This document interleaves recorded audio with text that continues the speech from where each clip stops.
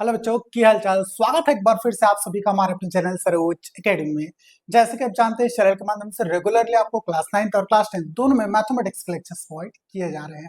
आज के वीडियो में हम बात करने वाले हैं क्लास 10 के मैथ्स के बारे में। जैसे कि आप देख सकते हैं हमने चैप्टर 1 कंप्लीट कर लिया है। चैप्टर 2 में भी एक्सरसाइज फर्स्ट एक्सरसाइज 2 कंप्लीट हो गया। अब हम एक्सरसाइज 3 में एंटर करने वाले हैं।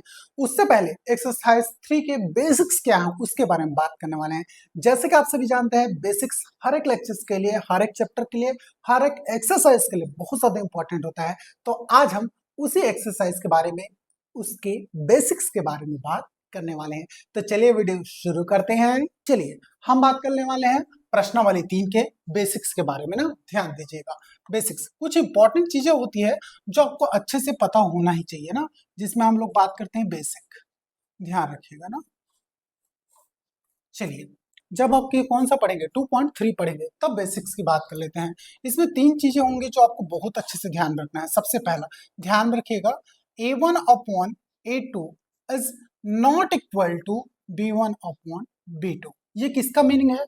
अगर ऐसा कोई कंडीशन मिलता है आपको, अगर कोई क्वेश्चन सॉल्व करते हो और ऐसा कोई कंडीशन मिल जाए आंसर में, तो आपको इस केस में कौन सा हल प्राप्त होगा बेटा? अद्वितीय हल।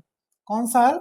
अद्वितीय हल। याद करो इस चैप्टर को जब मैंने स्टार्ट किया था तो अब कौन सा ग्राफ विधि पढ़ाया था? ग्राफ विधि में आपको अद्वितीय हल मिलता था ना, ये उसी का पोर्शन है। अद्वितीय हल प्राप्त होगा, प्राप्त होगा। अब अगर अद्वितीय हल प्राप्त होता है उस कंडीशन में क्या होती है तो मैं आपको बता देता हूं।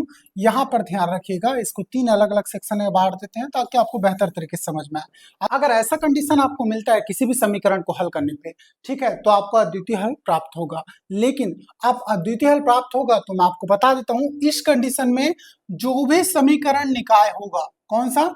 जो भी समीकरण निकाय होगा वो कैसी रेखा होगी? तो ध्यान में रखिए, जो भी समीकरण रेखा होगा वो प्रतिच्छेदी रेखाएं प्रदर्शित करेगी। कैसा? प्रतिच्छेदी रेखाएं प्रदर्शित करेगी ना, प्रदर्शित करेगी। ध्यान में रखना, बिल्कुल ये बहुत इंपॉर्टेंट पॉइंट है ना। आप ध्यान से देखिएगा, ये प्रतिच्छेदी रेखाएं दिखती कैसे है तो मैं आपको दिखा देता हूं। एक रेखा को दूसरे रेखा किसी पर्टिकुलर सिर्फ एक ही पॉइंट पे काटे तो उसे हम लोग क्या बोलते हैं? प्रतिच्छेदी रेखाएं बोलते हैं ना। इस कंडीशन में आपको अद्वितीय हल प्राप्त होगा। अद्वितीय हल का मतलब होता है सिर्फ एक हल, दूसरा कोई हल नहीं मिलेगा ना, क्योंकि एक ही पॉइंट पे दूसरे दोनों रेखा एक दूसरे को काट रहे हैं ना, मतलब एक ही सॉल्यूशन मिलेगा। ये इस केस में होगा। दूसरा केस मैं आपको दिखा देता हूं जो आपको यहाँ पर देखने को मिलेगा। यदि a1 upon a2 is equal to b1 upon कितना हो जाए बेटा? b2 is not equal to कितना हो जाए बेटा? c1 upon c2। इस केस में आपको कोई भी हल प्राप्त नहीं होगा। कैसा? कोई हल प्राप्त नहीं होगा। ये दूसरा केस है, याद रखिए ना, नहीं होगा। और इस कंडीशन में बिल्कुल ध्यान में रखिएगा, आपको समीकरण निकाय कैसी रेखाएं देंगी? तो समीकरण निकाय क्या करती है बेटा? समांतर रेखाएं प्रदर्शित करता है। समांतर रेखाएं प्रदर्शित करता है ना, बिल्कुल ध्यान में रखिएगा। अब समांतर रेखाएं कैसी दिखती है अगर इसकी बात करें तो बिल्कुल ध्यान में रखिएगा, मैंने जब स्टार्टिंग में पढ़ाया था ग्राफ सेक्शन तब मैंने ये चीजें बताया था। दो समांतर रेखाएं ऐसे दिखेंगे आपको, जो दोनों रेखाएं एक साथ चले लेकिन कभी भी एक दूसरे को प्रतिच्छेद न करे। ये दूसरा कंडीशन याद रखिए। ये तीनों कंडीशन आपको एक्सरसाइज 4.3 बनाने में मदद करेंगे ना, इसी से आपको पूरा पूरा सॉल्यूशन मिलेगा। चलिए थर्ड पॉइंट याद रखिएगा, यदि a1 अपॉन a2 हो जाए is equal to b1 upon कितना हो जाए? b2 is equal to c1 upon कितना हो जाए? c2। अगर आपको इस समीकरण निकाय को हल करो और ऐसा केस मिल जाए तो बिल्कुल याद रखिएगा, इसे हम लोग बोलते हैं अनेक हल। अनंततः अनंतः अनेक हल प्राप्त होंगे आपको ना, अनेक हल प्राप्त होंगे, प्राप्त होंगे। बिल्कुल ध्यान में रखिए, इस केस में आपको समीकरण निकाय कैसी रेखाएं प्रदर्शित करेगी? तो याद रखिए इस केस में समीकरण निकाय संपाती रेखाएं प्रदर्शित करता है। कैसा? संपाती रेखाएं, ध्यान में रखिएगा ना, प्रदर्शित करता है। अब मुझे बताइए आप, संपाती रेखाएं कैसी दिखती है? तो बिल्कुल ध्यान में रखिएगा, अभी मैं आपको संपाती रेखाएं दिखाने वाला हूं। तो ध्यान में रखिए, एक रेखा के ऊपर अगर हम दूसरी रेखा को क्या कर दे, खींच दे, तो ये दोनों रेखाएं क्या कहलाएंगी, एक दूसरे की संपाती रेखाएं कहलाएंगी। बिल्कुल ना, ध्यान में रखिए, एक रेखा के ऊपर ही क्या कर दिया मैंने, ओवरलैप कर दिया दूसरी रेखा को। इस केस में ये जो दोनों रेखाएं हैं ये एक दूसरे को हर एक पॉइंट पे क्या कर रहे हैं बेटा, एक दूसरे को कट कर रहे हैं। तो यहाँ पर इस केस में बहुत सारे हल मिलेंगे आपको, तो यही तो लिखा है, अनंततः अनेक हल प्राप्त होंगे। तो बहुत सारे इनफाइनाइट सोल्यूशन आपको देखने को मिलेंगे ना, जिसकी कोई भी लिमिट नहीं होगी, वो थर्ड नंबर के केस में आपको देखने को मिलेगा। आई होप सो ये वाला जो हिस्सा है ना आप बहुत अच्छे से याद रखेंगे ना, इन्हीं से आपको पूरा मदद मिलेगा क्वेश्चन बनाने में। तो चलिए फटाफट इसको नोट डाउन कर लीजिए या फिर स्क्रीनशॉट ले लीजिए, फिर आगे बढ़ते हैं एक्सरसाइज की तरफ। आई होप सो आपने इसको नोट डाउन कर लिया होगा या फिर स्क्रीनशॉट ले लिया होगा। तो चलिए मैं पूरा डेटा मिटा रहा हूँ, फिर हम लोग एंटर करते हैं इसके कुछ एग्जांपल्स में, उसके बाद देन एक्सरसाइज में एंटर करेंगे। चलिए पूरा डेटा इरेज करूँ। उदाहरण नंबर 18 देखते हैं ना, बिल्कुल ध्यान में रखिएगा, अभी जो मैंने पढ़ाया उसी से आपको चेक करना है सब कुछ। दिए गए समीकरणों का हल किस प्रकार का है पता करें ना, क्या बोलता है, दिए गए समीकरणों के हल, दिए गए समीकरण के हल किस प्रकार के हैं, किस प्रकार के हैं, किस प्रकार के हैं पता करो, यही बोला है क्वेश्चन ना, पता करो। चलो ठीक है, अब समीकरण कौन सा दिया है ये देख लीजिए, आपके पास समीकरण है 3x प्लस कितना है बेटा, 5y इज इक्वल टू कितना है, 12। ये हो गया आपका समीकरण नंबर 1। दूसरा 4x plus 2y is equal to कितना है बेटा, 5। ये आपका समीकरण नंबर 2 है। अब चलिए अब बात करते हैं ऐसे क्वेश्चन को बनाया कैसे जाता है, कंपैरिजन कैसे करते हैं, इन सारी चीजों के बारे में बात करते हैं। मैं आपको बता दूं, अभी जो बेसिक्स मैंने आपको बताया उसके बाद ऐसे क्वेश्चन को हल करने के लिए बिल्कुल याद रखिए, आपको ऐसे टाइप के समीकरण मिलेंगे ना जिसको मैंने बताया था स्टार्टिंग में, याद कीजिएगा, ये चीजें भी मैंने आपको बताया ना, ध्यान में रखिए। इसको हम लोग बोलते हैं a1x प्लस b1y, ठीक है, इज इक्वल टू कितना हो जाता है बेटा आपका c1। दूसरा a2x plus b2y is equal to कितना हो जाता है बेटा आपका c2। ध्यान में रखिएगा, ये जो आपको समीकरण दिख रहा है ना, इसी समीकरण से आपको कंपैरिजन करना है दोनों समीकरणों को, और यहाँ से आपको a1 a2 a3 a4 a1 a2 और b1 b2 और c1 c2 इन तीनों के वैल्यूज मिलेंगे, बिल्कुल ध्यान में रखिएगा। चलिए अब मैं आपको ये चीजें भी पूरा क्लियर कट कर चुका हूँ, या तो इसको ऐसा लिखा जा सकता है या फिर इसको ऐसा भी लिखा जा सकता है, a1x plus b1y plus c1 is equal to 0। इधर a2x plus b2y plus c2 is equal to 0। याद रखिए ये c1 c2 या तो दोनों इक्वेशन में बराबर के उस तरफ हो या दोनों इक्वेशन में बराबर के इस तरफ हो, इसको ऐसे ही लिखना है। ऐसा बिल्कुल मत कीजिएगा कि एक c1 इधर है और c2 उधर है, ऐसा नहीं होगा ना, दोनों एक साथ या तो उधर होंगे या तो इधर होंगे, ये बिल्कुल अच्छे से याद रखिएगा। चलिए इन दोनों समीकरणों की मदद से आप यहाँ आसानी से कंपैरिजन कर पाओगे। चलिए सॉल्यूशन की बात करते हैं। सॉल्यूशन में देखिएगा 3x plus 5y is equal to 12 में, ठीक है। इसमें पहले बात कर लेते हैं, इसमें मेरे को बताओ a1 क्या है, a1 है आपका यहाँ पर 3, b1 क्या है बेटा 5 है, और c1 क्या है रे 12 है, यहाँ से आपको दिख रहा है। दूसरा समीकरण आपको कौन सा, 4x plus 2y is equal to 5 में। अब a2 इसमें बताओ कितना है, a2 आपको यहाँ पर दिख रहा है 4, b2 कितना है बेटा, यहाँ पर ध्यान में रखिएगा b2 है आपका 2 और c2 कितना है बेटा यहाँ पर 5 है। कंपैरिजन कर पाओगे नहीं, यहाँ बिल्कुल जैसा लिखा है यहाँ पे तो वही समीकरण लिखा है, इस वाले केसेस में लिखा समीकरण ऐसा टाइप का लिखा है ना, इसी में से कंपैरिजन कीजिए। यहाँ पे x है, यहाँ भी क्या है बेटा x है, लेकिन यहाँ पे a1 है, a1 की जगह यहाँ पर कौन सा था 3 था, तो a1 इज इक्वल टू 3 लिख दिया मैं। यहाँ पे b1 था, यहाँ पे y था, यहाँ भी y है, यहाँ पे b1 है तो यहाँ b1 की जगह कौन है 5 है, इस वजह से b1 की जगह मैंने 5 लिख दिया। दूसरा यहाँ पे c1 है और c1 की जगह यहाँ 12 था तो 12 लिख दिया। सेम एज वेल एज आपको दूसरा वाला देखना है, बिल्कुल वैसे ही लिख लीजिएगा। अब आप मेरे को यहाँ पे इसको हल करके देखना है किस टाइप की कंडीशन मिलेंगे ना। चलिए यहाँ पर देखते हैं, वैल्यूज रखते जाते हैं। सबसे पहले पहला ही कंडीशन देख लेते हैं, कितना a1 upon a2 is equal to b1 upon कितना था b2, एक नॉट इक्वल टू वाला कंडीशन देखने को मिले था। चलिए इसको हल करते हैं तो समझ में आ जाएगा नॉट इक्वल टू है कि नहीं। उसके बाद यहाँ पे C1 अपॉन कितना था बेटा, C2 भी था ना। चलिए ये देख लेते हैं कौन सा केस मिलता है। पहले वाला अगर नॉट इक्वल टू हो गया तो इसका तो यूज ही नहीं है, बिल्कुल ध्यान में रखिएगा। चलिए यहाँ पर देखते हैं ध्यान से, A1 A2 का रख लो। A1 कितना है बेटा 3, A2 कितना है नीचे में 4, इज इक्वल टू इधर B1 कितना है बेटा 5, ठीक है। और उसके बाद B2 कितना है 2, ये देखो। उसके बाद अगर आप C1 C2 की बात करोगे तो इसको तो देखना ही नहीं पड़ेगा, फिर भी मैं आपको बना के दिखा देता हूँ ना। ध्यान से देखिए, क्या ये 3/4 है तो ये भी 3/4 है क्या, नहीं है। या फिर ये 3/4 है तो इसको डिवाइड करके हम 3/4 ला सकते हैं क्या, नहीं ला सकते। तो A1 upon A2 is not equal to क्या हो गया बेटा B1 अपॉन B2। अगर पहले वाला ही नॉट इक्वल टू हो गया तो आप पहले ही केस में देख चुके हो, कौन सा, A1 upon A2 is not equal to कितना हो जाए B1 अपॉन B2। तो कौन सा हल प्राप्त होता है, याद रखिए अद्वितीय हल प्राप्त होता है। कौन सा हल बेटा, अद्वितीय हल प्राप्त होता है ना। और यही तो बोला है आपको समीकरण के हल किस प्रकार के हैं। तो बिल्कुल A1 is not A1 upon A2 is not equal to B1 upon B2, अतः ये कौन सा हल है बेटा, अद्वितीय हल है। तो इसके आगे इसको कंपेरिजन करवाना ही नहीं पड़ेगा, इसको मिटा दो बस, सिंपल इतने से कंपेरिजन करवा लो। तो लिखोगे अतः अतः समीकरण के हल क्या है बेटा, अद्वितीय हल है, अद्वितीय हल है, हल है। चलिए ये हो गया आपका आंसर। फटाफट नोट डाउन कर लीजिए या स्क्रीनशॉट लीजिए, आगे बढ़ते हैं।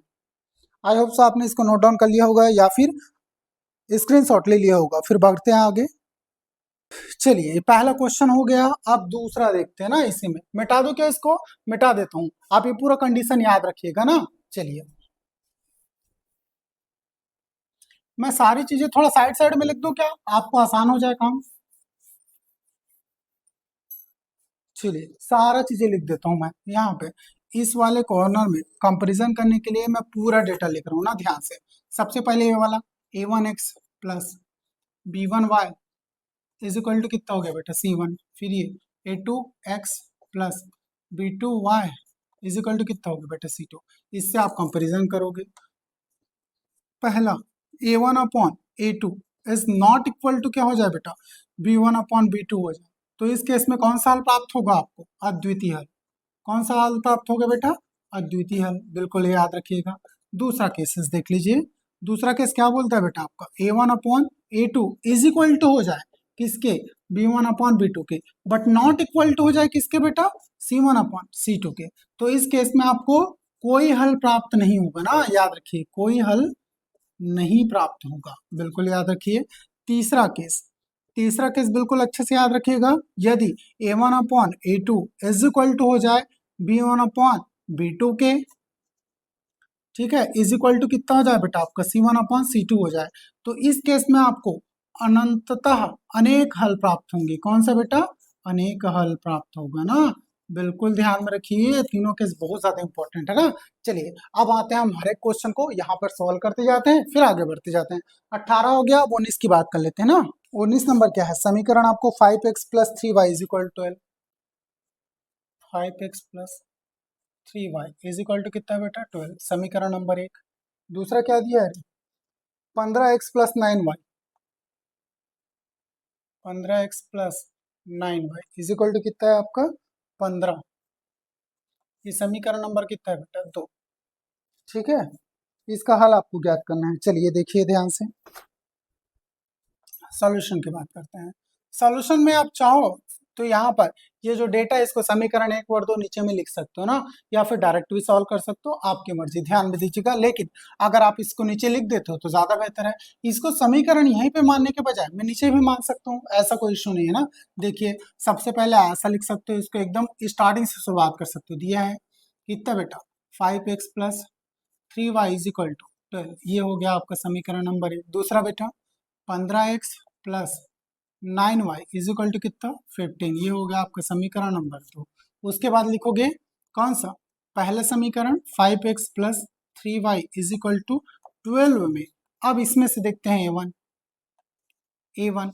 इज इक्वल टू कितना है बेटा यहाँ पे 5, a2 is equal to a2, a1 के बाद b1 इज इक्वल टू कितना है बेटा आपका 3, और c1 कितना है 12 है, ठीक है। सेम चीज दूसरा समीकरण कौन सा है, 15x plus 9y is equal to कितना है बेटा 15। इसमें से बताओ मेरे को a2 कितना है, a2 देखोगे तो 15 है, यहाँ पे कितना है 15। b2 कितना है, तो b2 बताओ मेरे को यहाँ पे 9 है, 9 है। और c2 कितना है, c2 यहाँ पर फिर 15 है, ये लो 15। अब चलिए इसको हल करके देखते हैं कौन सा सॉल्यूशन मिलेगा, आपको पता चल जाएगा। तो उसके लिए आप क्या करोगे, डायरेक्टली आपको जो फार्मूला है उसका इस्तेमाल करोगे। चलिए यहाँ पर फार्मूला रखते हैं। फार्मूला आप जानते हो पहले से कौन सा है बेटा, a1 upon a2 is equal to b1 upon b2 is equal to c1 upon c2। ये पहले रख देते हैं फार्मूला, अब हल करना शुरू करते हैं। जिस प्रकार के कंडीशंस आपको मिलेंगे उसके अकॉर्डिंग आप इसका आंसर मान लोगे। चलिए a1 a2 की जगह में वैल्यू रख दीजिए। a1 कितना है बेटा, यहाँ पे 5 है। a2 कितना है बेटा, यहाँ पर 15 है, इज इक्वल टू इधर b1 कितना है बेटा 3 है, b2 कितना है बेटा 9 है, ठीक। और इधर फिर से 12 अपॉन कितना है बेटा 15 है ना। चलिए सॉल्व करते हैं इसको और देखते हैं कि इसका सॉल्यूशन कौन सा मिलता है। इधर 5 तिया 15, 1/3 हो गया बेटा, इज इक्वल टू इधर 3 तिया 9, ये 1/3 हो गया, ठीक है, इज इक्वल टू क्या ये भी 1/3 आ रहा है, देख लो ना। 3 चौके 12 और 3 पंचे 15। कहने का मतलब ये दोनों इक्वल टू में है, लेकिन ये है क्या इक्वल में, इसके नहीं है ना, तो ये नॉट इक्वल टू है। कौन सा केस है ये, तो यहाँ पर ये केस देखिए, पहला वाला और दूसरा वाला इक्वल में है और तीसरा वाला नॉट इक्वल में है। कौन सा केस है, देखो सेकंड नंबर का केस नहीं है, मतलब कोई भी हल प्राप्त नहीं होगा। तो यहाँ पर लिखिएगा अतः, अतः ये दूसरा केस है ना, अतः समीकरण निकाय का, समीकरण निकाय से कोई हल प्राप्त नहीं होगा ना, कोई हल प्राप्त नहीं होगा, प्राप्त नहीं होगा। चलिए ये दूसरा केस मिल गया, ठीक है। तो ये कौन सा वाला केस है, इसको लिख दे रहा हूं, कौन सा, a1 upon a2 is not equal to b1 upon b2 is equal to c1 upon c2। ये तो यहाँ से आंसर देख के ही समझ में आ रहा था, तो ये हो गया आपका आंसर। लिख लीजिए फटाफट या स्क्रीनशॉट ले लीजिए, नोट डाउन कर लीजिए। आई होप सो आपने इसके स्क्रीनशॉट ले लिया होगा या नोट डाउन कर लिया होगा। तो इसको इरेज करते हैं, फिर आगे बढ़ते हैं। आई होप सो आपको समझ में भी आ रहा होगा। क्या आंसर समीकरण दिया आपको, समीकरण देख लीजिए कितना दिया है, 15x minus 3y is equal to कितना है बेटा 14, ये है। दूसरा समीकरण आपको दिया हुआ है 60x minus 12y is equal to कितना दिया है 56, कितना दिया है बेटा 56। चलिए सॉल्यूशन की बात कर लेते हैं ना, सॉल्यूशन देखिएगा, फिर से वही कीजिएगा, आपको जो आता है सबसे पहले क्वेश्चन को लिख लीजिएगा एक बार। दिया है क्या क्या दिया आपको डेटा बेटा, ये दिया हुआ है कितना 15x minus 3y is equal to कितना 14, समीकरण नंबर 1। दूसरा नीचे दिया हुआ है 60x minus 12y is equal to कितना बेटा 56, ये हो गया समीकरण नंबर 2। चलिए फिर से वही लिखिएगा, तब ये 15x minus 3y is equal to 14 में, अब इसमें से देखिए ना 14 में से क्या निकलेगा आपको, इतने में आपको a1 का वैल्यू कितना है ये बताओ मेरे को। a1 का वैल्यू दिख रहा है 15, b1 का वैल्यू कितना है बेटा, यहाँ पे प्लस का 3 ने ना चिन्ह के साथ लेना, तो कितना है माइनस का 3, और c1 का वैल्यू कितना है 14, तो ये लिख दीजिए 14।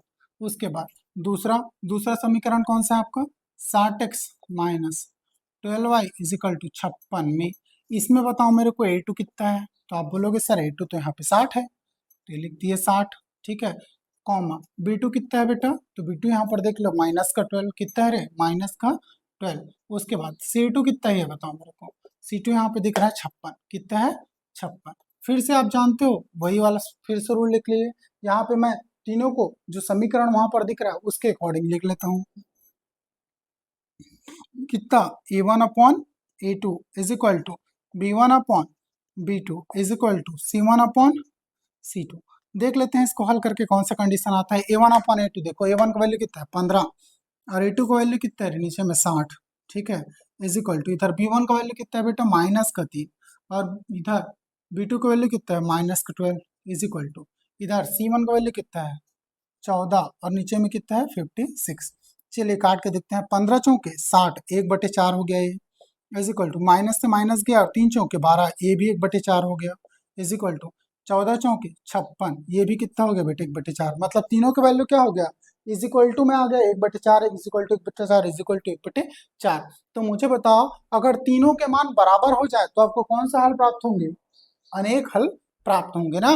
तो इसका आंसर आप लिखिएगा समीकरण के अनंततः अनेक हल हैं। तो यहाँ पर लिखिएगा अतः समीकरण के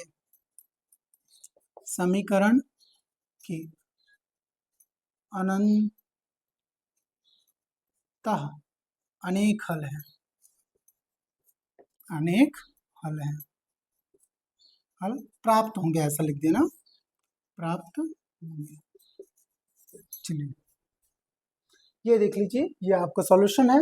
आई होप सो आपको बहुत अच्छे से समझ में आएगा और यहाँ से जो फॉर्मूला लिखे हैं उससे मदद भी मिल रहा होगा। तो चलिए फटाफट इसको नोट डाउन कर लीजिए या फिर स्क्रीनशॉट ले लीजिए, फिर आगे बढ़ते हैं।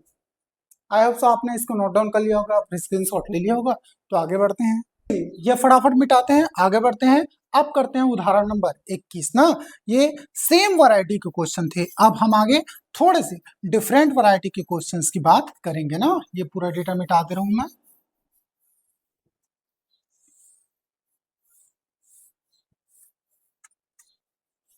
क्वेश्चन नंबर 20 तक हो गया। अब बात करते हैं आगे का, उदाहरण नंबर 21 की बात कर लेते हैं ना। उदाहरण 21 देख लीजिएगा। 21 नंबर क्या है बेटा? के किस मान के लिए दिए गए समीकरण के निकाय का अद्वितीय हल होगा? के किस मान के लिए, किस मान के लिए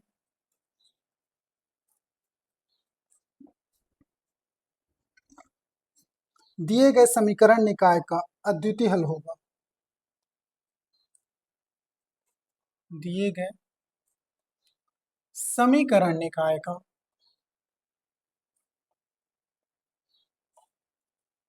अद्वितीय हल होगा।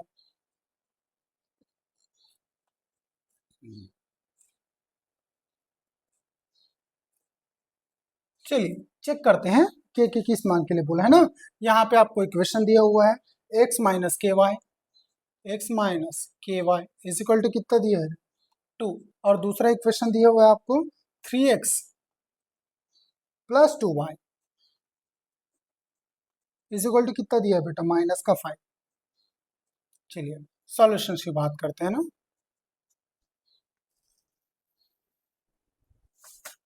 यहाँ पे सॉल्यूशन में सबसे पहले लिखिएगा दिया है, जो भी समीकरण दिया रहता है उसको लिख लीजिए। कितना है बेटा? x माइनस के वाई इज इक्वल टू कितना? 2। ये समीकरण नंबर 1 हो गया। दूसरा 3x plus 2y is equal to कितना बेटा? माइनस का 5। ये समीकरण नंबर 2 हो गया। तब यहाँ पे पहले समीकरण की बात कर लेंगे, तब x माइनस के वाई इज इक्वल टू 2 में। अब इसमें मेरे को a1 का वैल्यू बता दो कितना है बेटा? यहाँ पे x के सामने कौन है? 1 है तो 1। b1 का वैल्यू कितना है बेटा? यहाँ पे y के सामने कौन है? माइनस का k, तो माइनस का k लिख दीजिएगा। फिर c1 का वैल्यू कितना है बेटा? यहाँ पे 2 है तो यहाँ पे 2 लिख दीजिएगा। दूसरा समीकरण देखिए आपके पास क्या है? 3x plus 2y is equal to कितना है? माइनस का 5। इसमें से बताइए मेरे को a2 का वैल्यू क्या है? a2 का वैल्यू यहाँ पे 3 है, ठीक है। b2 का वैल्यू क्या है? b2 का वैल्यू यहाँ प्लस का 2 है, ठीक है। उसके बाद C2 को वैल्यू क्या है बताओ मेरे को? C2 को वैल्यू यहाँ पर माइनस का 5, ठीक है। चूंकि समीकरण निकाय का द्वितीय हल होगा बोला है ना, तो यहाँ पे लिखिएगा यदि यदि समीकरण निकाय का अद्वितीय हल प्राप्त होगा, तब अद्वितीय हल होगा तब क्वेश्चन ही बोल दिया है कि समीकरण निकाय का क्या है? अद्वितीय हल है। अद्वितीय हल के लिए पहला कंडीशन आप यहाँ पर देख सकते हैं, दिया हुआ है ना। अद्वितीय हल का कंडीशन ये होता है, उसके अकॉर्डिंगली चाहिए। यहाँ पर क्या लिखोगे? a1 upon a2 is not equal to कितना है बेटा? b1 अपॉन b2 ना। इतना ही लिख के आप काम चला सकते हो, c1 c2 का यूज नहीं है, उतना जरूरत नहीं पड़ेगा। बट आप चाहो तो C1 C2 भी यहाँ पे लिख सकते हो ना, वो आपकी मर्जी है, ध्यान में रखिएगा। चलिए यहाँ से इसी को बनाते हैं। a1 का वैल्यू कितना है बेटा? अब यहाँ पर 1 है, ठीक है। a2 का वैल्यू कितना है? यहाँ पे 3 है, इज नॉट इक्वल टू है। आगे का वैल्यू देखिए, b1 का वैल्यू कितना है? माइनस का के अपॉन b2 का वैल्यू कितना है बेटा? 2। ये देखिए इतने, इसको क्रॉस मल्टीप्लाई कर दीजिए, 2 का मल्टीप्लाई 1 से, तो 2 1 कम 2, तो ये हो गया 2 इज नॉट इक्वल टू, इधर 3 का मल्टीप्लाई इससे कीजिए, कितना हो गया? माइनस का 3 के, ठीक है, अब ध्यान से रखिए, मेरे को के का अगर मान निकालना हो तो मैं ऐसा नहीं लिखूंगा इसको, के इज नॉट इक्वल टू कितना बेटा, ये देखिए ये 2 अपनी जगह पे रहेगा, ये -3 इसके साथ मल्टीप्लाई में इधर आके क्या हो जाएगा, डिवाइड में, ऐसा। तो इसको मैं ऐसा भी लिख सकता हूँ, क्या लिखूंगा, के इक्वल टू -2/3, या माइनस को थोड़ा ऊपर ले जाता हूँ तो कितना हो जाएगा, के इज नॉट इक्वल टू, क्या बोलोगे बेटा, -2/3। अगर ये ऐसा कंडीशन आया, इसका मतलब ये है, तो समझ में आता है ये क्या लिखा है, ये क्या लिखा है। मैं आपको मीनिंग समझाता हूँ, यहाँ पर ध्यान दीजिएगा, के इज नॉट इक्वल टू -2/3 का मान बोला है, इसका मतलब ये है कि बराबर नहीं हो सकता कभी भी -2/3 के, मतलब इसको छोड़कर आपको कोई भी मान मिल सकता है ना, मतलब इसको छोड़कर के कोई भी मान अद्वितीय हल प्राप्त हो सकते हैं, मतलब के किसी भी मान के लिए आपको समीकरण निकाय का एक अद्वितीय हल प्राप्त हो सकता है, लेकिन इसके लिए नहीं होगा, के का मान कभी भी -2/3 नहीं हो सकता, क्योंकि यहाँ पे लिखा है ना, माइनस के इज नॉट इक्वल टू -2/3, तो के का मान -2/3 कभी नहीं हो सकता। उसके अलावा कोई भी वास्तविक मान से आपको अद्वितीय हल प्राप्त हो सकता है, ये बिल्कुल याद रखिए ना। छोड़िए उसको, ये कंप्लीट हो गया। अब इसको क्लोज करते हैं, फटाफट स्क्रीन ले लो या फिर नोट डाउन कर लो वीडियो पॉज करके, फिर आगे बढ़ते हैं। मैं पूरा डेटा इरेज करने वाला हूँ। आई होप तो आपने इसको नोट डाउन कर लिया होगा, फिर स्क्रीनशॉट ले लिया होगा। तो मैं सारा डेटा इरेज कर रहा हूँ। अब हम बढ़ते हैं अगले क्वेश्चन की तरफ। चलिए, आपके पास ये क्वेश्चन उपलब्ध है। क्वेश्चन नंबर कौन सा है बेटा, 21 है कि 22 है? ध्यान में रखिएगा, ये 22 नंबर का उदाहरण है। चलिए, आपके पास उदाहरण नंबर 22 उपलब्ध है। क्या बोलते हैं उदाहरण नंबर 22, के किस मान के लिए दिए गए समीकरण का निकाय का अनंततः अनेक हल प्राप्त होगा। इनफाइनाइट सॉल्यूशन की बात कर रहे हैं, मतलब ये थर्ड वाला कंडीशन लग जाएगा, बिल्कुल याद रखिएगा। चलिए, यहाँ पर ये क्वेश्चन आपको दिख रहा है, क्वेश्चन की बात कर लेते हैं, इसको सॉल्व करते हैं। आपके पास ये क्वेश्चन उपलब्ध है। सबसे पहले लिखिएगा, दिया है ना, आपको जो दिया है डेटा उसको लिख लीजिए। कितना दिया है बेटा, k-3x plus 3y is equal to कितना है बेटा, k। दूसरा क्या दिया हुआ आपको, kx plus ky is equal to कितना बेटा, 12। ये समीकरण नंबर 1 मान लेना, इसको समीकरण नंबर 2 मान लेना। तब अब पहले केस से ले लेते हैं, तब कितना है बेटा, k-3x plus 3y is equal to k में। अब इसमें से देखिए a1 का मान क्या है, a1 का मान है k-3। कितना है बेटा, k-3। चलिए, b1 का मान कितना है आपको, y के जस्ट सामने b1 होता है ना, b1 की जगह क्या लिखा है, 3। ठीक है, c1 का मान कितना है, c1 का मान है यहाँ पे k, ध्यान में रखिएगा। दूसरा समीकरण कौन सा दिया आपको, ये कितना दिया है, kx plus ky is equal to कितना दिया है, 12। इसमें से मेरे को a2 को मान बताओ। a2 को मान यहाँ पे कितना है, ध्यान में रखिएगा, a2 को मान है यहाँ पे k। ठीक है, b2 को मान कितना है, b2 को मान है यहाँ पे k। ठीक है, और c2 को मान कितना है बेटा, यहाँ पे c2 को मान है आपका 12। चलिए, यहां तक होने के बाद आपको क्वेश्चन में देखना है, क्वेश्चन में कंडीशन क्या दिया है, समीकरण निकाय का अनंततः अनेक हल प्राप्त होगा। कंडीशन पहले से दे दिया है, यहाँ पे लिखिएगा, यदि यदि समीकरण निकाय का क्या हो बेटा, अनंततः अनेक हल हो, अनंततः क्या हो, अनेक हल हो, अनेक हल हो। तब के केस में देखते हैं, तब अगर समीकरण निकाय का अनंततः अनेक हल हो तो आप क्या लिखते हो, ये लिखते हो कंडीशन, यही वाला फॉर्मूला यहाँ पे लिख दीजिए। कितना हो जाएगा बेटा आपका, a1/a2 is equal to b1/b2 is equal to c1/c2। ये देख लीजिए कंडीशन। चलिए, a1 का वैल्यू कितना है आपके पास, तो यहाँ सर ध्यान से देखिए, a1 की जगह में क्या है, k-3। कितना है, k-3। a2 की जगह में क्या है बेटा आपके पास, k है, इज इक्वल टू b1 की जगह में क्या है आपके पास, तो b1 की जगह में 3 है, b2 की जगह में कितना है बेटा, k है, ध्यान में रखिएगा ना, इज इक्वल टू c1 की जगह में क्या है बेटा, k है, और c2 की जगह में क्या है, 12 है। चलिए, अब इसको सॉल्व करते हैं। पहले इन दोनों को सॉल्व कर लीजिए, फिर इन दोनों को, फिर इन दोनों को, तीनों को सॉल्व करके देख लेते हैं ना, और उसके बाद देखते हैं इसका क्या कंडीशन निकलता है, या फिर k का क्या मान निकलता है।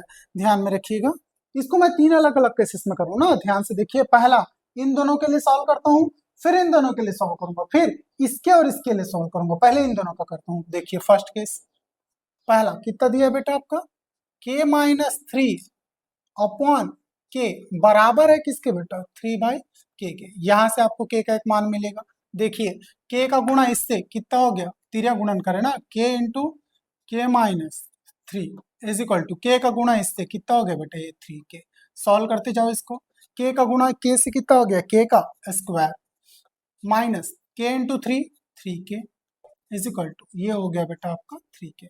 चलिए ध्यान से देखिएगा, ये हो गया के का स्क्वायर, ये माइनस 3k उधर जाएगा तो प्लस 3k, तो 3k प्लस 3k कितना हो गया मेरे को बताओ तो, k square is equal to 3k plus 3k हो गया बेटा ये 6k। अब भाई यहाँ पे के का स्क्वायर है, यहाँ पे क्या है के है, एक के तो कट गया होगा ना, तो के का मान कितना है मेरे को बताओ तो, सिर्फ 6 आया, आया कि नहीं आया, एक के से एक के गया होगा, कट गया, तो एक के बचा होगा, एक के का मान आ गया आपका 6, वो भी कौन सा प्लस का 6 है ना। ये पहला कंडीशन सॉल्व। दूसरा इसी में देख लेते हैं, ठीक, ये पैरेलल में ही करके दिखा रहा हूँ आपको। दूसरा कंडीशन, अब पहले इन दोनों को ले लिए, हो गया नहीं इन दोनों का, अब इन दोनों को ले लेते हैं, कितना है 3/k और k/12, कितना है 3/k is equal to k/12। इसको सॉल्व कर लेते हैं। यहाँ पे 12 का गुणा 3 से, तो 3 चौके 12, 1 12 22 12 दिया 36 हो गया बेटा, इज इक्वल टू के का गुणा के से कितना हो गया, के का स्क्वायर। ध्यान में रखिए इसका गुणा मैंने इससे किया ना, 12 दिया कितना हो गया 36 ये लिखा, और के का गुणा के से किया तो के का स्क्वायर। कहने का मतलब ये है कि के स्क्वायर है ये, तो k square is equal to कितना बेटा 36, तो के इज इक्वल टू कितना हो जाएगा √36 हो जाएगा, नहीं इधर स्क्वायर उधर जाके रूट हो जाएगा। अगर ये रूट हटेगा तो बिल्कुल के का मान आएगा ±6। 36 किसका वर्ग है, तो बिल्कुल ध्यान में रखिएगा 6 का वर्ग है 36, इस वजह से के का मान यहाँ पर ±6 आ गया। तीसरा देखते हैं, थर्ड वाला केस में देखिए, तीसरे में पहले इन दोनों को लिए फिर इन दोनों को लिए, अब किसको किसको लेंगे, इन दोनों को लेंगे, तो कितना k-3 अपॉन क्या है बेटा k इज इक्वल टू तीसरा वाला k/12, कितना है k/12। सॉल्यूशन की बात कर लेते हैं, सॉल्यूशन क्या है इसी को तो सॉल्व करना है। 12 का गुणा इससे कितना हो गया 12 k-3, फिर k का गुणा k से कितना हो गया बेटा ये k का वर्ग। ध्यान में रखिए 12 को गुणा कर दीजिए, इससे कितना हो गया 12k माइनस ये 12 3 36 इज इक्वल टू कितना हो गया बेटा k का वर्ग। ध्यान में रखिएगा ना। चलिए अब यहाँ पर ध्यान से देखिए, ये आपको एक पूरा समीकरण दिख रहा है ना, समीकरण बना लीजिए, ये k का वर्ग है उधर ही ले जाइए पूरे को, कितना हो गया ये k का वर्ग, ये प्लस का 12 उधर जाएगा तो -12k, ठीक है, माइनस का 36 उधर जाएगा तो प्लस का 36, ठीक है, इज इक्वल टू कितना हो गया 0, उधर कुछ नहीं बचा ना, इधर सब पूरा वैल्यू उधर ट्रांसफर हो गया, इधर कुछ बचा क्या, नहीं बचा 0। अब ये आपका कौन सा हो गया देख लीजिए, अब आपको इसको पूरा सॉल्व करना पड़ेगा, और सॉल्व किस मेथड से कर सकते हो आप लोग, याद रखिए मिडिल टर्म में सिवटिंग मेथड से कर सकते हो, धाराचार से कर सकते हो, या फिर गुणनखंड विधि से कर सकते हो ना, जैसा आपको मन करे वैसा कर लीजिए, उसके अकॉर्डिंग इसको बना लीजिए।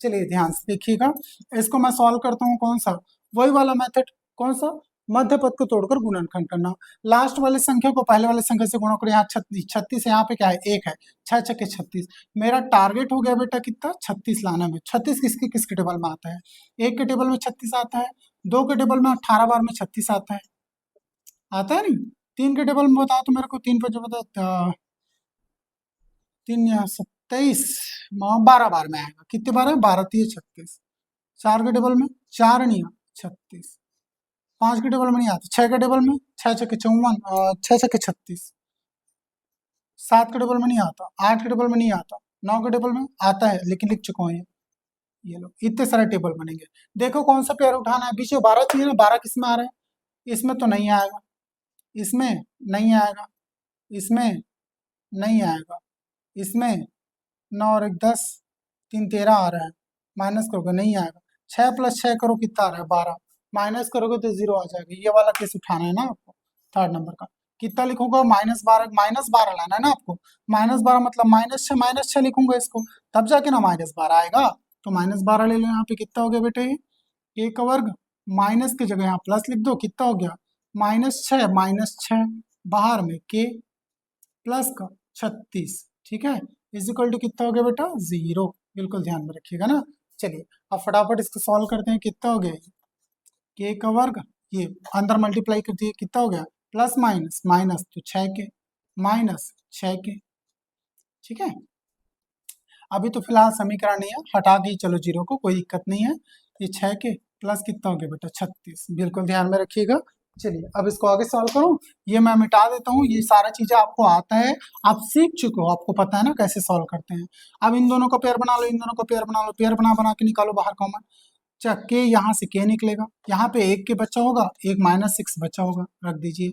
यहाँ से इन दोनों में से -6 कॉमन निकालो तो यहाँ पे प्लस से क्या हो जाएगा, यहाँ पे के बचा और यहाँ प्लस की जगह क्या बच जाएगा, माइनस बच जाएगा, क्योंकि माइनस बाहर निकाला हूँ। और यहाँ पे 6 बचेगा। देखिए यहाँ पे के -6, यहाँ भी के -6, दोनों जगह के -6 बचा, कॉमन निकाल दो।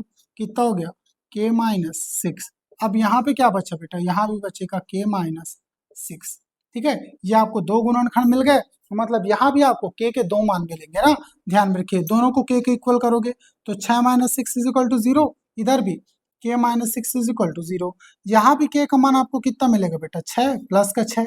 और इधर भी के का मान आपको क्या मिलेगा बेटा, प्लस का 6। तो देखिए दोनों जगहों में के का मान आपको क्या मिला, प्लस का 6। ये बिल्कुल ध्यान में रखिएगा ना।